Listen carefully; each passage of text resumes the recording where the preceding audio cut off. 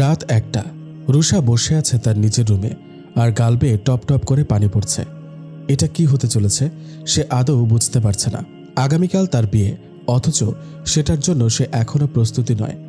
আজ থেকে ১ মাস আগের কথা। রুষাদের পরিবার যৌথ, তাই অনেক কিছুই তাদের ভেবে চিন্তা করতে হয়। রুষার বড় বোন আছে, সে ডিগ্রিতে পড়ছে। যখন তার বিয়ের প্রস্তাব আসে তখন তাকে দেখে মনেই হয়নি যে সে এই বিয়েতে রাজি নয়। রাজ চৌধুরী রুষার বোনের হবু বরের নাম। অনেক বড় লোকরা। আমার আপুকে একদিন কলেজে যেতে দেখে পছন্দ করেছিল। কত খুশি না হয়েছিলাম আমি।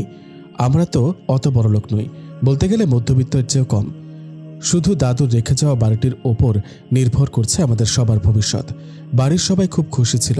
ও হ্যাঁ, আমার আপুর নাম শাহানা। দেখতে শুনতে আমার চেয়ে অনেক সুন্দর।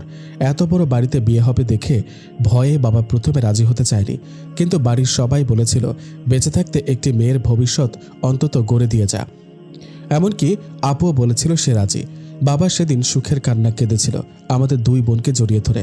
বাবা আজকেও কাঁদছে, কিন্তু সুখে নয়, দুঃখে, অপমানে, কষ্টে।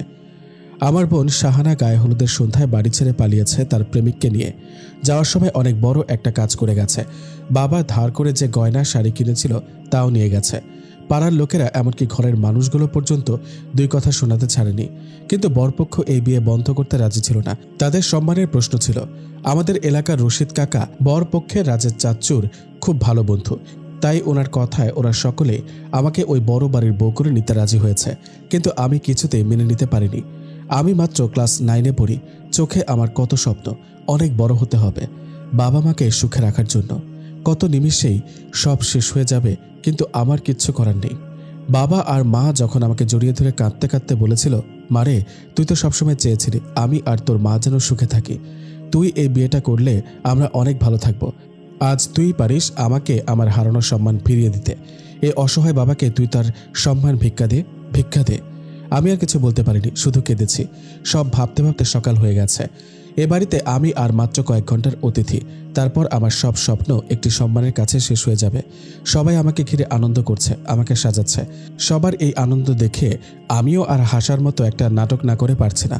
বিয়ের কাজ সম্পন্ন হওয়ার সময় রাজাবাবুকে দেখে একবারও মনে হয়নি যে সে আমাকে বিয়ে করতে রাজি নয়। আমাকে যখন নিয়ে যাচ্ছিল তখন সবাই কাঁদছিল, কিন্তু বাবা একটি কথাই বলেছিল, মনে রাখবি তোর বোন যেটা পারেনি সেটা তোকে করতে হবে, না হয় তুই আমার মেয়ে নয়। বাবার এই কথার অর্থ আমি ঠিক বুঝতে পেরেছি। বড় বাড়িতে পা দেওয়ার সাথে সাথে বুঝতে পারলাম অনেকেই আমার সাথে রাজবাবুর বিয়েটা মেনে নিতে পারছে না। জানি না আমি কি হতে চলেছে আমার সাথে।